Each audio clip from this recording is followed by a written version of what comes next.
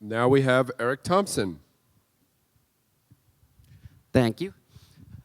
So I'm going to talk today about the build deploy pipeline for Docker applications that we have running at PayScale. As of now, we have 6 containers in production running on ECS, which is Amazon's Elastic Container Service.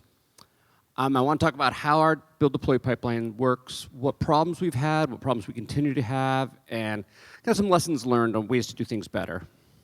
First, this image you will laugh at when you first start. Then you will start to dread all parts of this image.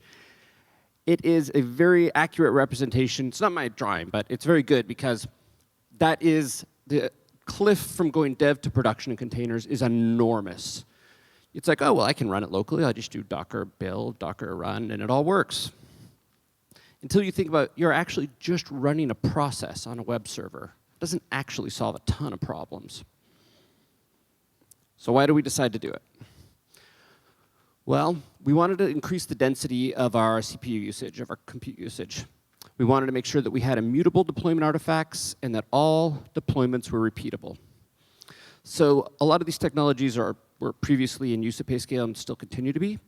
So we are on AWS, so our containers are via Elastic Container Service, running on Amazon Linux. We use Terraform, Octopus Deploy, TeamCity, Program.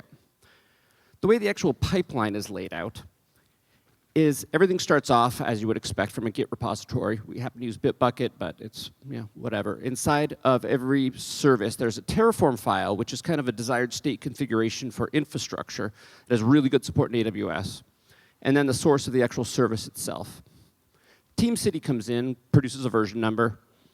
Then the kind of first stage of the pipeline is the service itself, .NET Restore, .NET Publish, Docker build on the build agent.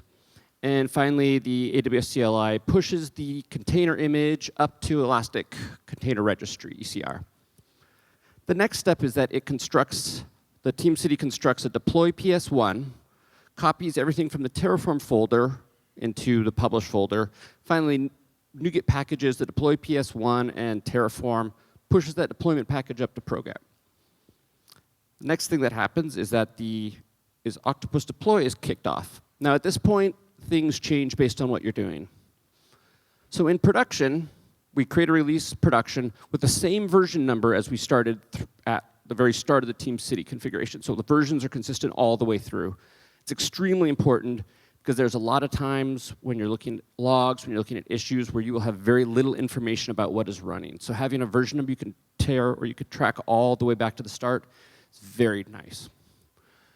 So production, Terraform apply, spins up all of my containers, all of my load balancers, RDS, IAM roles, et cetera, et cetera. Staging does exactly the same thing, just in a different VPC. And if you want to do a local development, well, you just deploy to Docker for Windows. So it works pretty well. Some of the things that are great about it is because of the way that Docker does images and layers, it's extremely fast. So you go from click the build button in TeamCity to that code running in ECS, servicing requests in usually under 90 seconds, which is actually pretty amazing.